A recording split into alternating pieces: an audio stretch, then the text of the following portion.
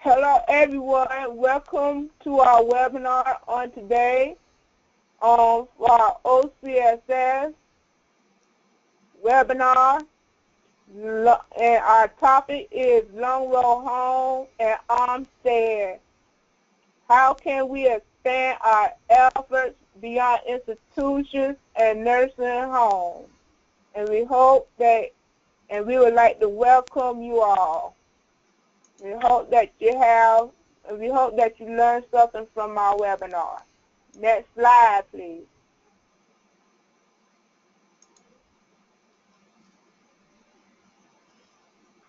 And what I would like to remind everyone to please mute your device once you join the call. And please remember to raise your hands for any questions or write a message in the text box. And we will give everyone a chance to ask questions at the end of the presentation. Next slide, please.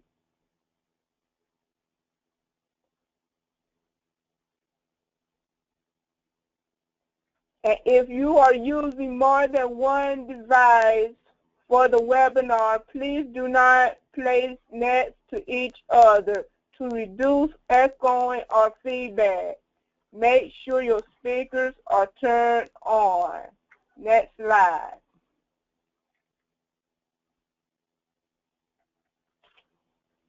And the purpose of this webinar is participants will learn about expanding Long Road Home to address other segregated settings such as group homes, shelter workshops, and family homes. Next slide. And now what I would like to hand it over to Cherie Mitchell, the co-presented by People First of Georgia. Cherie. Hi everyone, this is Cherie. I hope everybody can hear me. Can everybody hear me? Okay, well I'm hoping everybody can. So the Long Road Home, the Olmstead Decision. If we can go to the next slide, please. It all started with two ladies who wanted to live in the community instead of an institution. That was Lois Curtis and Elaine Wilson. And they were able to get out with the help of Atlanta Legal Aid, and it became known as the Olmstead Decision, which is a decision that explains the Americans with Disabilities Act. If you want to go to the next slide. Sue Jameson was the attorney at Atlanta Legal Aid and filed a lawsuit on behalf of Lois and later added Elaine for supports to be provided in the community instead of in an institution. The lawsuit, which is now known as the Olmstead Decision, ended up going to the highest court in the country, the United States Supreme Court. The name Olmstead comes from the name of the defendant in the case, which was Tommy Olmstead, who was the commissioner of the Georgia Department of Human Resources. Next slide. The Supreme Court agreed with Lois and Elaine, and the court said that under the Americans with Disabilities Act, also known as the ADA, it's against the law for the state to discriminate against a person with disability. The court said that the state discriminated against Lois and Elaine by requiring them to live in a mental health hospital instead of providing services in the community. And that by confining them to the hospital, the state was segregating them. The court said that people with disabilities like Lois and Elaine had the right to receive the treatments they needed in an integrated setting. So, if I can have the next slide. So in 1999, the Supreme Court decided in Olmstead that people with disabilities had the right to live in the most integrated settings, meaning the community. Even with the support of the Supreme Court, many people with disabilities are still trapped in segregated settings like institutions and nursing facilities. So the Olmstead Decision, the thing that if you can just take this one sentence away from, you will understand Olmstead. and that is the most integrated setting.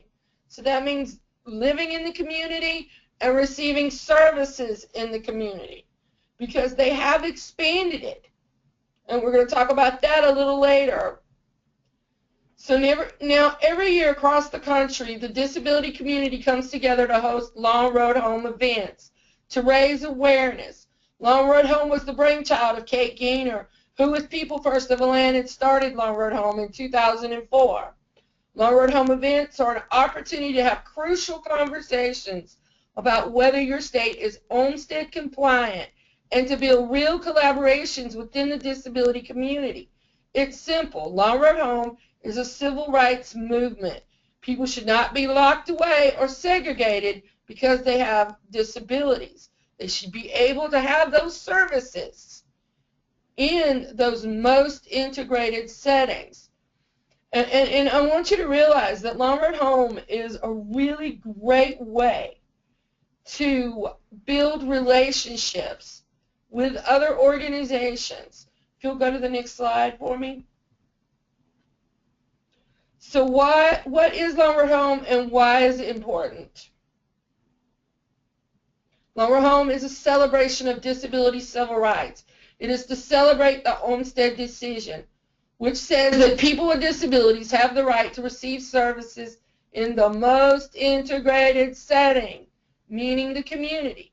This event is to raise community awareness about that right, because so many people don't even know what it is. If you go to the next slide. In Georgia, we collaborate with many organizations to do our Long Road Home events. We've collaborated with the Protection and Advocacy Agency, which is the Georgia Advocacy Office. We've collaborated with Atlanta Legal Aid. We've collaborated with the Georgia Council on Developmental Disabilities. We've collaborated with the OCSS, which in Georgia is the Center for Leadership and Disability at Georgia State University, and it's also the Institute on Human Development and Disability at UGA. We've collaborated with the National Federation of the Blind. We have collaborated with the Georgia Mental Health Consumer Network. We've been using Long Road Home as a great tool to build collaborations and to get self-advocates to the table in a way that's at equal position. If you can go to the next slide. We have partnered with businesses and churches too. We'll partner with anyone who supports people with disabilities to live in the community. That's our one thing, is that you have to be passionate about people with disabilities and their civil rights and in that most integrated setting for all services. Next slide, please. So what is a Long Road Home event? Well, Long Road Home events can take many forms. We don't micromanage Long Road events. They can be whatever you want it to be. But there's a couple of things.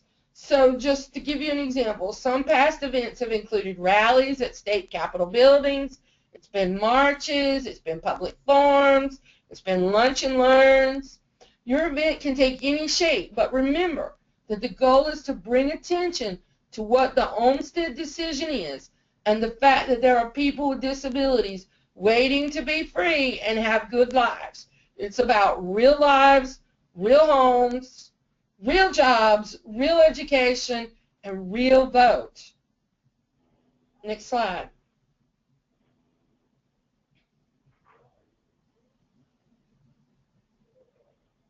We encourage that two things happen at all Long Road Home events. Actually, there's a third one. If you're not an organization that's a self-advocacy organization, we ask that you include self-advocates. But we ask that all events have I Am Olmstead freedom stories. Freedom stories that are told by and about the people who have moved out of nursing facilities and institutions and are now living successfully and happily in the community. We're hoping in the future to have stories about people who've gotten out of workshops and gotten real jobs as part of those I Am Olmstead freedom stories. Voter registration and voter education. From the beginning, We feel like that the real way you make change is you vote. And so we always have a handout on why voting is important, and if there's any local registration forms. Like here in Georgia, we have a mail-in form, so we always have those on hand. So if anybody needs to register or needs to update their address, they can just fill out that form and mail it in. So if we can go to the next slide. How to organize a Long Road Home event. Well, we're hoping that more states will come on and join us in Long Road Home. And so we want to just give you some tips, though, on how to do it. Next slide, please. Because we've been doing this since 2004. So what our first step is to arrange a committee and pick a chairperson. And you'll need to contact me, the national chair, and let me know that you're participating, and a contact for them. And then later you'll need to contact me again and let me know what you're doing, because we want to do a better job with media this year and have all that information up on the new Long Road Home website that will be going live in February. And we're going live this Friday on our Facebook pages. We've got one that is a national Long Road Home Facebook page, and we have one for the state of Georgia, and we hope that you'll create a Facebook page for your state as well. So the next thing to arranging a Long Road Home is to set a planning meeting date. We do it once a month so everyone can get it on their calendar. So in Georgia, in Atlanta, the third Thursday every month from 1 to 2, we know there's going to be a Long Road Home meeting from January through June. So everybody has it on their calendar. Nobody can say, oh, I didn't know. Everybody knows. January to June, once a month, third Thursday, right after the People First of Atlanta meeting at the Georgia Advocacy Office, we are going to be having Long Road Home planning meetings. So everybody's got it on their calendar and people know to show up. So we had our first one this afternoon, and we had like 20 people show up, and that was fabulous. So number 3, discuss what type of event you want to have. Is it going to be a march? Is it going to be a rally? Is it going to be a lunch and learn? Or is it going to be something totally new? It's up to you. And decide where the best place is to host the event. And keep accessibility in mind, right? Because we want every person with a disability that wants to come to be able to attend. You know, and the other thing I want to make you aware of is that this year we're going to be building a kind of like a museum exhibit type thing that we're going to be debuting in Atlanta. And then next year we're hoping that you guys will want it to come to your state. And then we'll just pack it up and mail it to you, and you can set it up. So we're trying to make it where it's something that's going to be easy to set up and take down, and something easy to mail. So we're right now trying to figure that out. But just know that in the future, this might be something that your state might want to feature in your Long Road Home, is the Long Road Home exhibit that we're working on building now. Next slide, please. Number 5 step, decide when you want to hold your event. We suggest that you hold it in June, because that is the anniversary month for Olmstead. But sometimes, because of lots of things that are going on, you know, we've had Long Road Home events in May, we've had Long Road Home events in July, and we've actually had people to list other Olmstead-related events that happened even earlier than that or even after that. It's fine. We just need a list so that we can get the word out that you're having a Long Road Home event.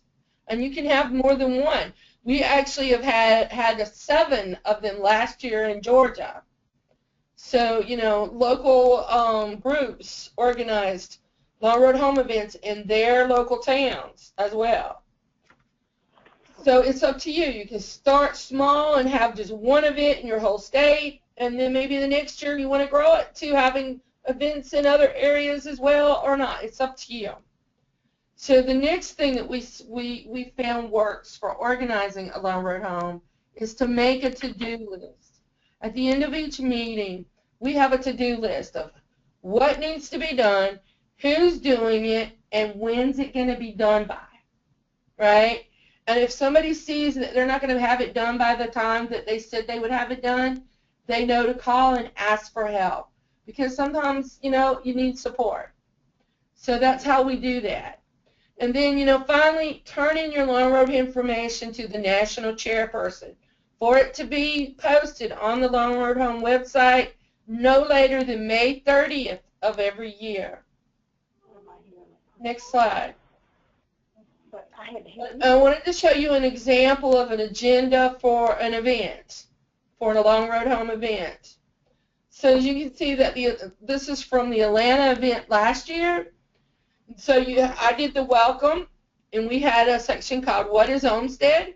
And we actually had Lois Curtis there. And then we did a piece on Olmstead now in Georgia. What was going on and where are we? And Tally Wells spoke so eloquently from Atlanta Legal Aid about where Olmstead is in the state of Georgia. And then we had a freedom story by Yaz Abdullah, who had just gotten out of a nursing facility. And then in Georgia, we have a thing called the Children's Freedom Initiative. We have a goal that we don't want to have any children in any kind of segregated setting. We feel like children should be in homes. And the Georgia Advocacy Office is doing this Children's Freedom Initiative. And so Katie Chandler, who chairs that up, came and spoke to us about where were we at in making sure that children are not in institutions and not in nursing homes. And then we talked about the future of Olmstead, and Ruby Moore, who many of you know is the executive director of the Georgia Advocacy Office. She came to talk about what needs to happen next in Georgia under Olmstead. And then we have an open mic time for people to tell freedom stories. And then we closed by the president of People First of Georgia. He came out and spoke to everyone about why he felt Olmstead was so important, and he thanked everyone for coming and for sharing a little piece of their lives, because we had so many people to share their freedom stories that it was really awesome. So next slide. So there are a couple of websites you might want to check out if you want to learn more about Long Road Home, and that is the peoplefirstofga.com. We have a web page there.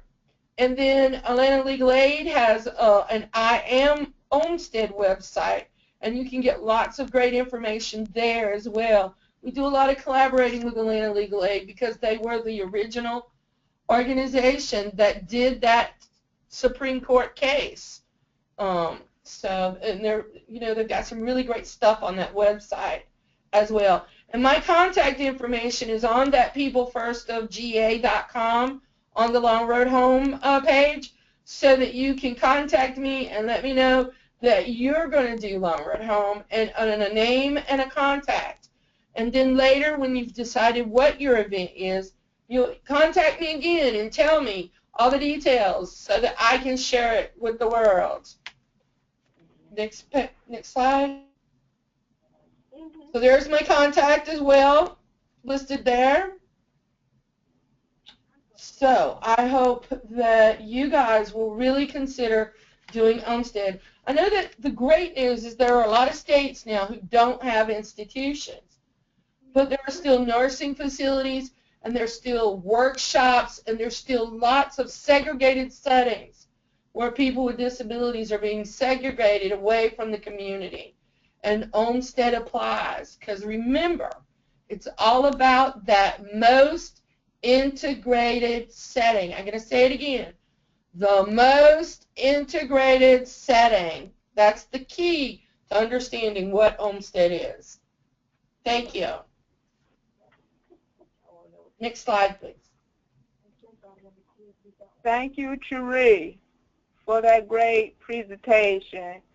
And now what I like to do, I would like to go into my presentation about expanding the long road home and why it is important. Right as Cherie was saying, Cherie gave the history of the long road home, of the institutions and the nursing homes. But what we want to do, we want to expand the long road home and why it is important. So really, we want to look at it, why it is important. So really, we want to go ahead and give examples such as with shelter workshops, because why shelter workshops, that you have people all under one roof, they're all together. Really feel like no freedom. And schools, you have so many people, they are in the schools, group homes, they all up under each other, really no place to go. So really, I mean, there's no freedom there. Right there in parks, look at the parks, they are really, you look at the accessibility, I mean the accessibles, really there are no accessibles out there in some parks for people with disabilities. Living at home, really there ain't no freedom at home. You all, the families with the parents and with the relatives of the family, you up under one roof, that really you don't have no freedom, that you feel like that you don't have no life for some people. Next slide.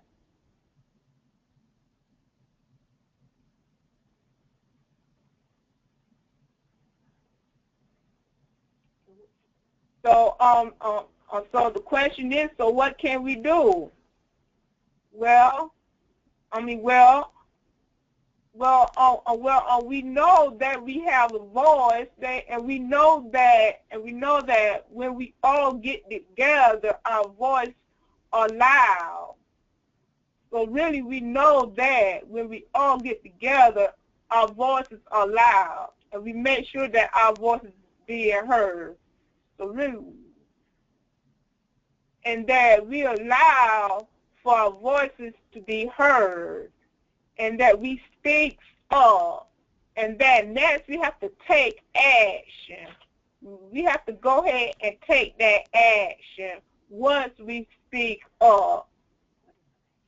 And what is that action?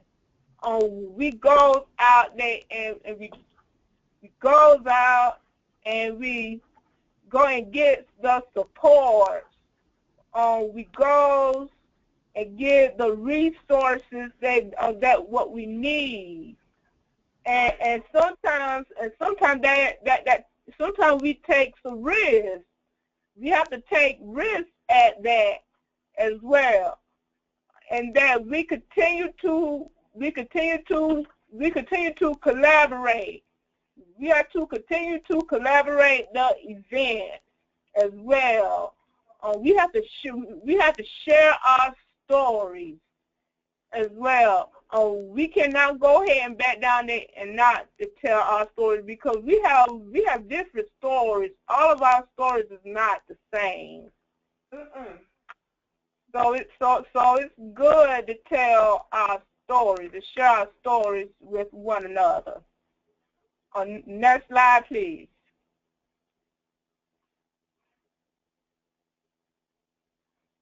So really, I love this slide here. Promote the fair of life truth. So really, when you look at this slide, you might be wondering about, well, what is promote the fair of life?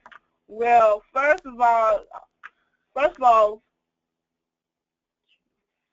choose freedom over seclusion. We want the freedom. We want to get to live our life. We want to get to go ahead and make our own decisions. I mean, we say it's our choice and our life. So really, we want to choose that freedom. I mean, we don't want no more, we don't want no more stolen lives. We want freedom over seclusion. And then we want accomplishments. We want the accomplishments. We want to choose accomplishments over stressors. That's what we want. We want to be able to go ahead and make those accomplishments. And when we make those accomplishments, that means that we make positive. Those positive thinkers are done once we make those accomplishments. And then we want to believe. We want to believe over failure. We don't want to go ahead and listen to what other people say about what we can do. We know once we believe it in our mind that we can do it, then we know we can do it. We want to do it. So we want to believe in ourselves and others believe in us. Next slide, please.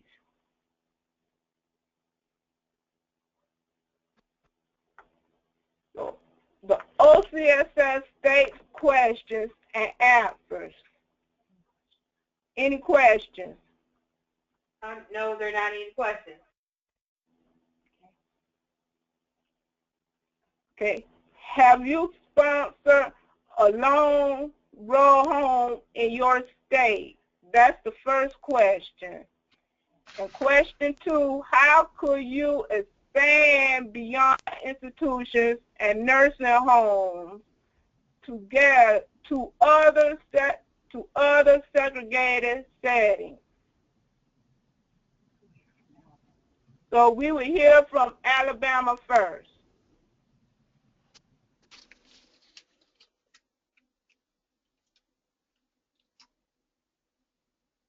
Okay.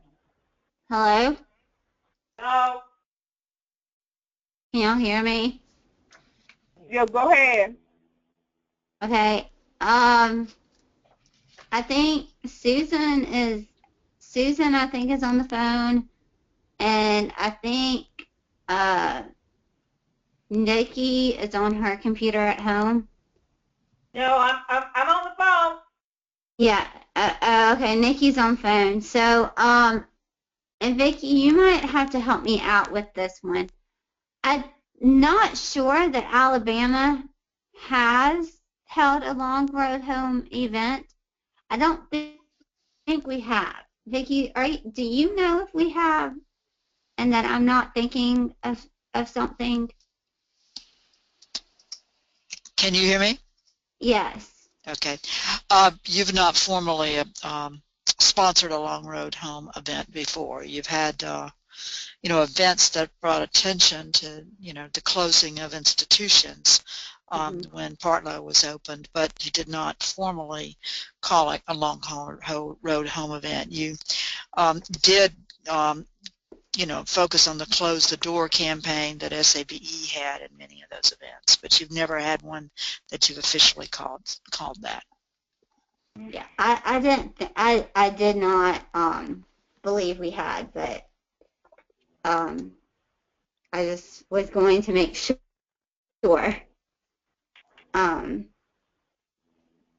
before I just make sure my answer was correct.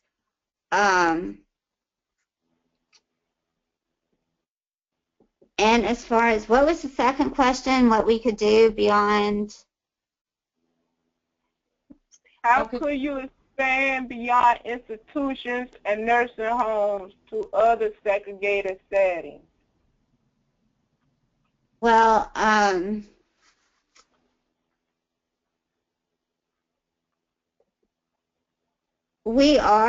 think we are definitely in Alabama still working on, we're still working on nursing homes, but I've been I've been in meetings about the group homes, and the rules in the group homes, and even though they are in the community,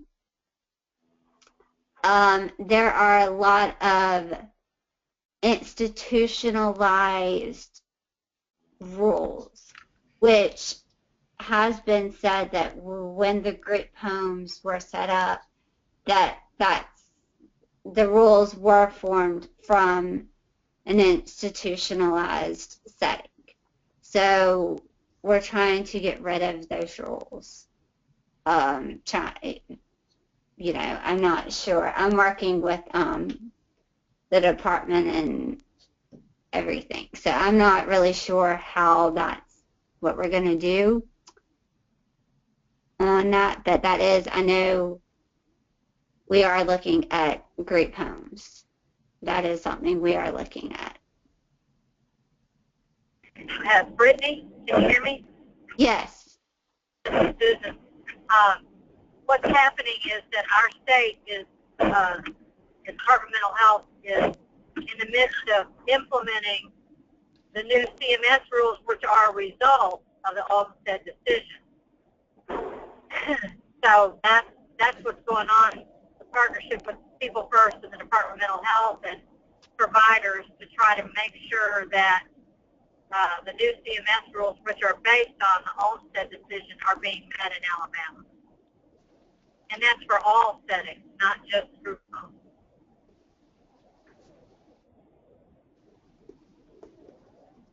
Yes, I knew that, Susan. I just was not sure how much of that information from that meeting I was allowed to share. I didn't know if it was confidential. So I wasn't totally sure. So that's why I didn't mention CMS. But thank you for saying that. I appreciate your assistance.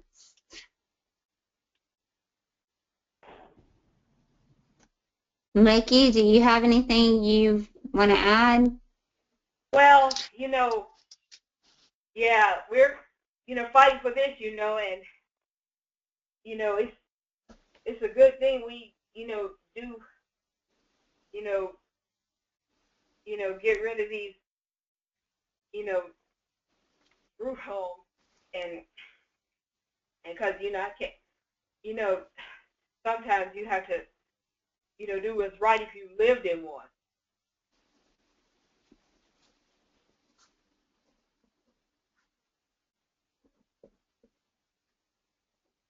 And I tell you, it's like an institution.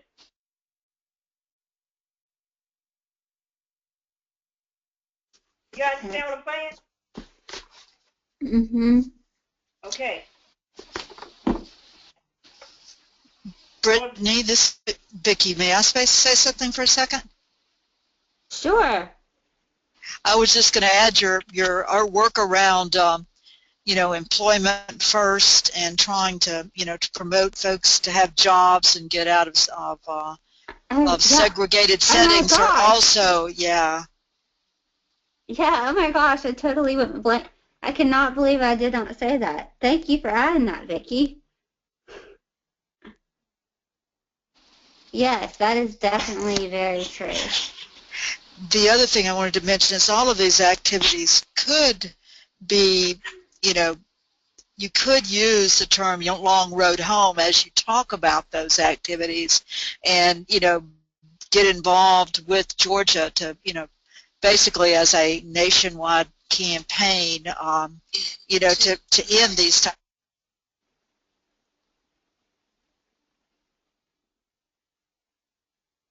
Vicki? Yeah. Yes, did you get that? You cut me off. Oh, I'm sorry. It cut off. Basically, I was saying that you could, begin, publicizing your efforts, with Georgia as these being long road home events, that are geared toward, bringing attention to, the fact that people need to live in the least segregated setting they can, or really, without it being segregated, at least what am I trying to say, least restrictive setting, or no restrictive settings, but that just bringing attention to that it goes beyond, just closing institutions. So this is Cherie. I just wanted to say that last year, after having a conversation with Susan and I believe it was Brittany. We listed your ADA celebration as your Long Road Home event, is I think what we decided to do at that point. So officially last year we had you down as participating in Long Road Home and that you did an ADA celebration.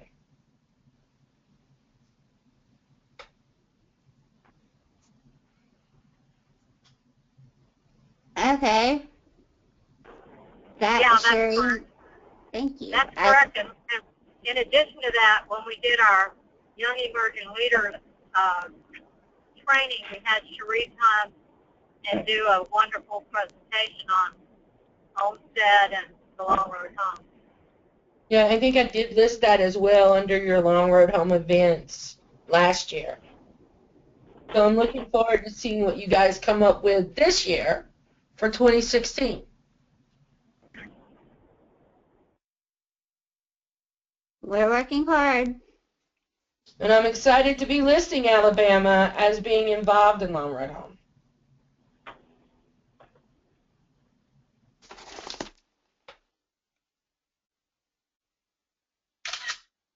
Thank you, Cherie, for helping me. You're welcome. So, Arkansas is next. Well, I'm not Tom Massow. I'm Cassie, but I'm with Disability Rights Arkansas, and we're the P&A system here for the state. Right now, Arkansas still has a lot of institutions, so we are working diligently on that issue, and we just recently issued a report on the use of restraint at one of these state institutions, which they call a Human Development Center. We have 5 of those still in this state. So we continue to work on that and meet with the state to make improvements there. We also are aware we have a number of sheltered workshops throughout the state, and so we those are also on our radar.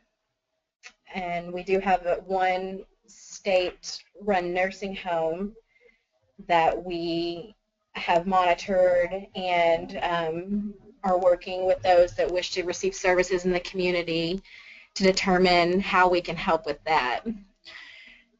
In addition, very similar to Alabama, we have been monitoring the new home and community-based services rules that the state needs to be implementing and commenting on the state plan. So we've been doing a lot of stuff. As far as I'm aware, our agency has never hosted a Long Road Home event, but we are definitely working in this area and hoping to increase community-based services across the state. That's great.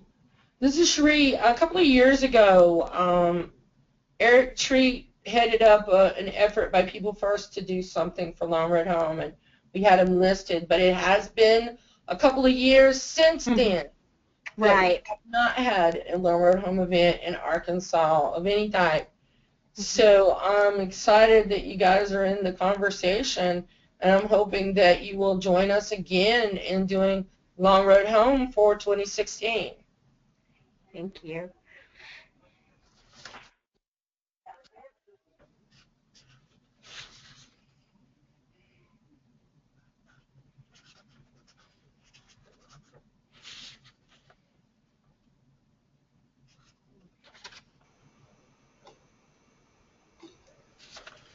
Okay, Florida.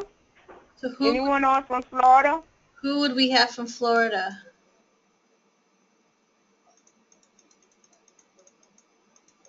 Usually that's Arizona.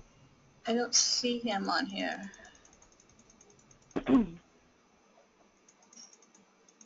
I don't think we have anybody from Florida on here.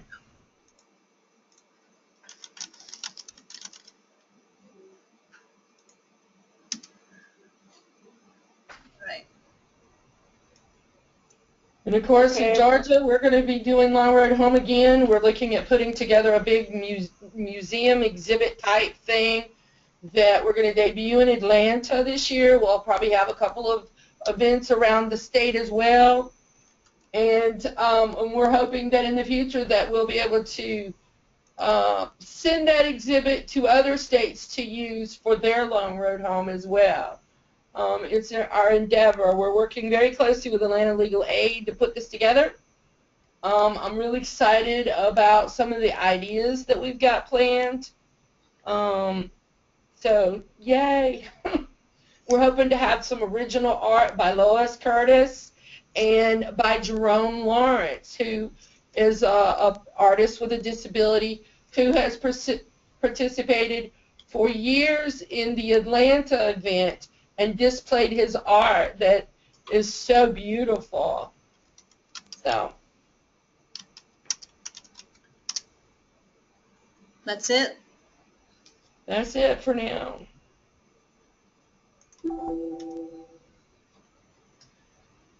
Hey, Mississippi. Hey, this is Cindy. Hi. So Mississippi, it's funny, we have a history of it. We had a Billy A. Act settlement in 2004 that I still actually was able to get a lot of people out of institutions. So that started a little bit. From there, today we have what's called Bridge to Independence, and so we have self-advocates working with that. It's a special program to get people out of institutions and nursing homes, and different agencies are able to be, quote, providers and assist with that. And in that program, the person is supposed to be able to access the full, like, work, what they want to be, what they want to do, where they want to live, all of that, what they like to do, just, what we all think about with life, living. And so that's really neat. We also have, we call it an Employment First Act, but our governor doesn't like that phrasing, but so he hasn't used those specific words. But it's a competitive employment act that makes it a part of every state plan. So if you get a part, like a Medicaid, if you get this, that, whatever services you get, that is a part of it. And it's also, they, help you to get work as well if that's something you want. So that makes it a part of the program that's teaching people with disabilities that is a possibility. We are also yesterday we had a hearing about seclusion and restraint because that we are one of 5 states that doesn't have a law on that, and so we've been actively working with that, trying to get that into it, and it's been a lot of pushback from our government people, so that's a fight that we're still fighting now. And then with the Workforce Act, our transition coordinators have got a memorandum of understanding working with our Department of Ed, and they're doing a lot better than they used to, and self-advocates are at the table as well, working with that, trying to get the young people to realize there is a chance at work and living and having an awesome life after school, and getting all those things prepared, because that's kind of where if they don't get into either college or work right after school, then that's where it drops. So we've been doing a lot of work, but we still have a lot of ways to go always. But our PTI is also working with our USED, which is also working with our self-advocate group, and they are still doing our youth summits, which is a time that our young people get to really understand, what we talk about, the history of disability rights, like the ADA, the Olmstead, and the IDEA, what their rights are, what's out there, and how to access that at school and after school. So that's, to me, that's a long-run home activity, because if they can be prepared when they're getting out of school, then that's going to help the chances of them living independently. I meant to mention that with the Employment First Act, we're also getting away from a lot of our sheltered work shops. They're not closing all of them yet because that's scaring our government, but they are getting them more and more away from it. So that's a positive. We're keeping the push, that's for sure. I know Jerry's on. Jerry, did I miss anything? I talked Hey, I fast. think that you did a really good job. The MOU between Department of Rehab Services and Department of Education, they're finally meeting, which Cindy mentioned, and the first meeting was coordinated through the Department of Ed, and so on a advisory council call for something else, VUC Rehab was hosting the next two meetings and was agreeable for self-advocates to be more involved in that. So to me, that's important because it wasn't just those two agencies. They were kind of trying to open it up for self-advocates who've been through that process, who had real-world input to be part of it as well. So that, to me, that was exciting. I don't know if people were going, and we just found out about this earlier this week, and they're in, I believe, next month, two of the major meetings. So that was real promising. And Taylor's here with me. Cindy, you did a good job. Thank you. Taylor, is there anything you wanted to say? We're going to do stuff for youth. Yeah, I think Taylor's been telling me he wants to make sure we keep youth involved in all of this and to let them know about all these different initiatives and get their input. You know it. Awesome. Well, that's Mississippi. Thank you.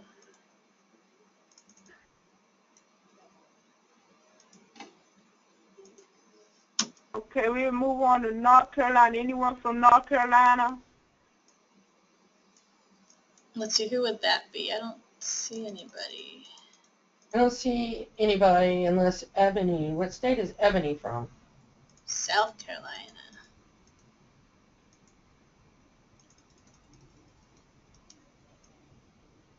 Nope, I don't see anybody. Unless they're David, on the phone. They're not. Email. David has sent an email. He's on the phone, but he cannot talk because of the audio issue that they have. But he is taking note.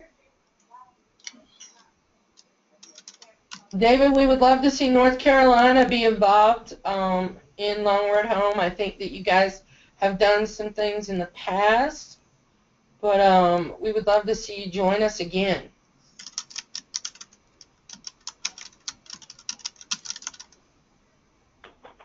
All right. Maybe David could send us any information that he wants included. Is there anybody from Oklahoma on? I know Nancy says she's on, but I'm not sure if she has the same issue. Nancy, are you on? Can you say something?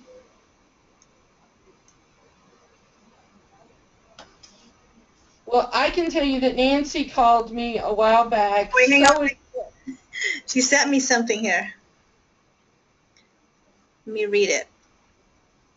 And then, at our conference, we developed our strategic plan since we became a new state to be institution-free. Our plan shows how we're going to help people move into their own communities. No, and like I said, Nancy had called me a while back and was very excited and told me that they had made a commitment to do Long Road Home this year.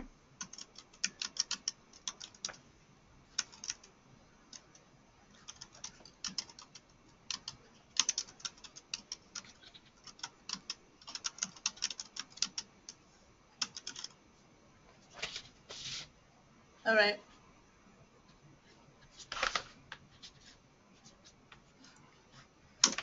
And we're very excited that they're joining us. So now we can open it up for Ebony.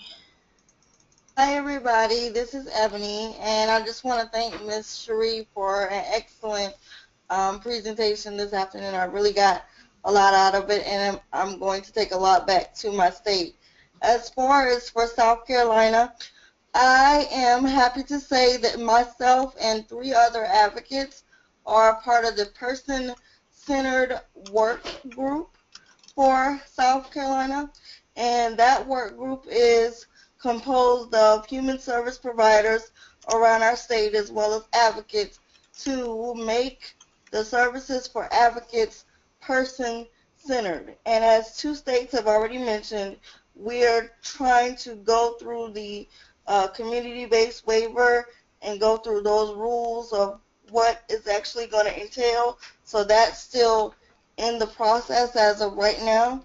South Carolina has not participated in a long road home event, but with the presentation that Ms. Cherie gave on today, when we have our first impact meeting on February 25th, I plan to take this information back to the group and perhaps suggest to them a lunch and learn, because I think that will be a good start for South Carolina to take in approaching the long road home. I also want to develop a kind of PowerPoint presentation about long road home and present to the advisory council before our next meeting, which is in February.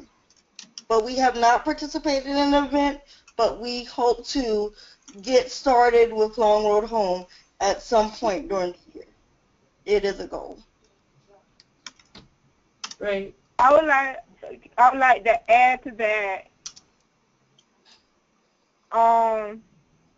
that South Carolina have talked about the Long Road Home, and I have talked to Georgia about that as well.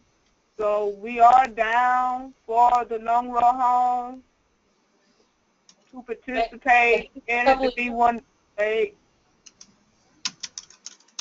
Yes, yes. I think a couple of years ago, Shaquetta, that you led some sort of small event around Long Road Home. And so we're hoping that we'll see South Carolina back involved.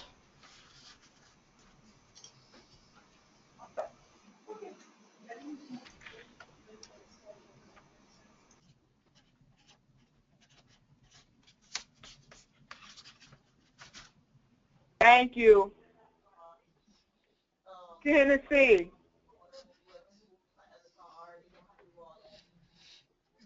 There's anyone on for Tennessee? Yeah, we have Carol. Carol, are you on? Hello?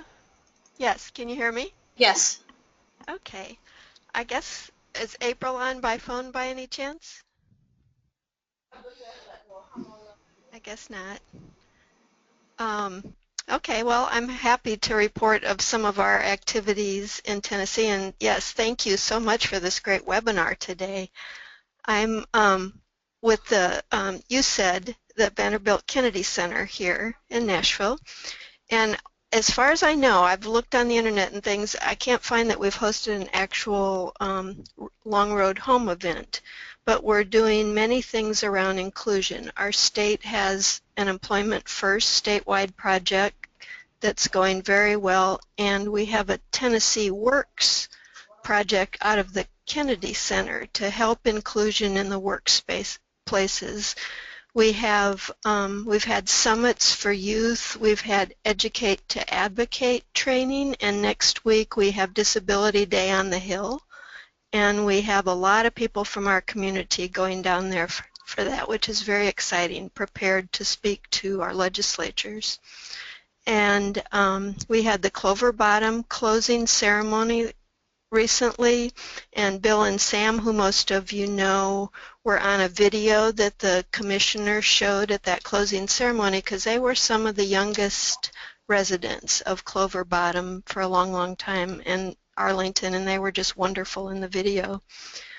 Well, 2 other things that we're doing here that are very exciting is we now have 5 post-secondary programs at universities in Tennessee, which are two-year certificate programs for people with intellectual and developmental disabilities.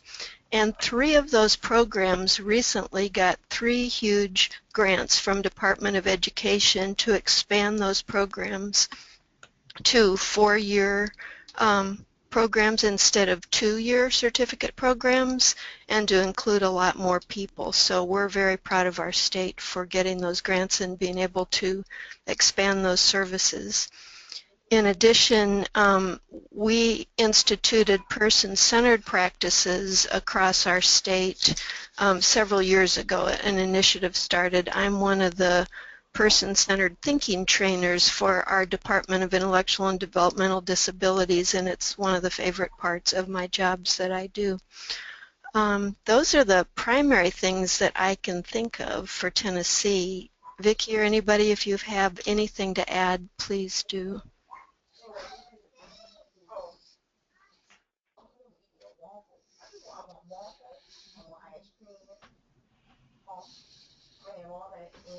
I think you covered everything, Carol. I know that Tennessee has been, very active, obviously, in closing institutions over the last, numerous years, which does fit right into the Long Road Home Initiative. Although, I don't believe. I mean, I don't think Tennessee, as Alabama had up until recently, had talked about the initiative being Long Road Home. I think that Tennessee used to close the doors that SABE had been working on for so many years. Yes. Thank you. Did I cover everything, Carol? Did I miss anything? I don't think so. I wish some other folks were on that could probably add more, but that's all I've got right now. Thank you. So guys, this is Cherie. I had sent out to a couple other states that had participated. I'm not sure. I thought I saw 1 or 2 of them's name on the list earlier. I'm not sure if they're still there. But could we ask if there's any other states on the call who would like to talk about their Olmstead initiatives? I think the persons that I saw earlier have dropped off since then, though. There's a Brad King and a Constance Foster. They're from Georgia. That's all that's on now. Okay. So they must have dropped off once we got down to talking about individual states.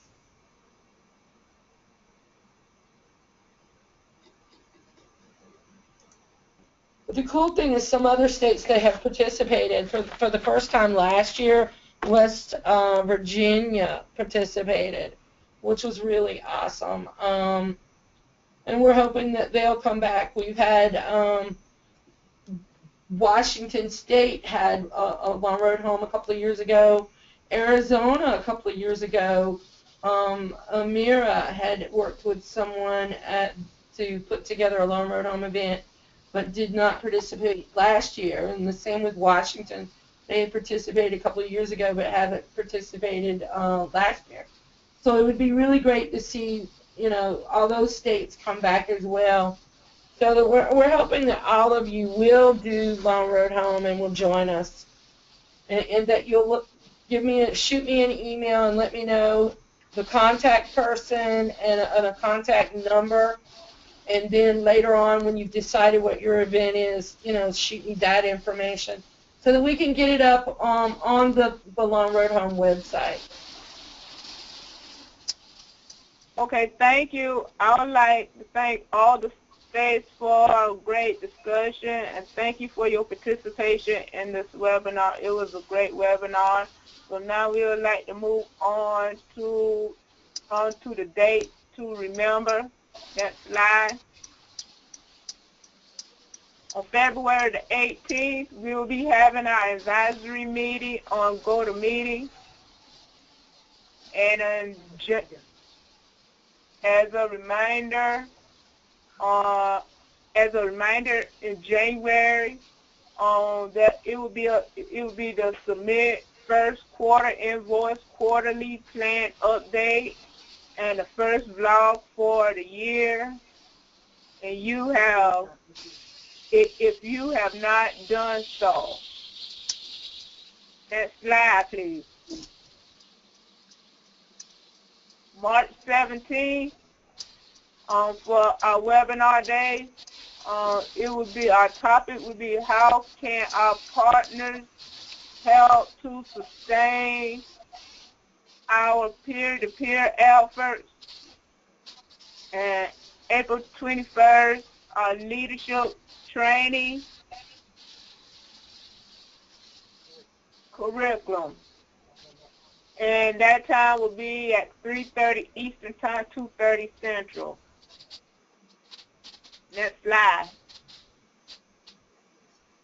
And we would like to thank you again for your participation for a great webinar. Thank you.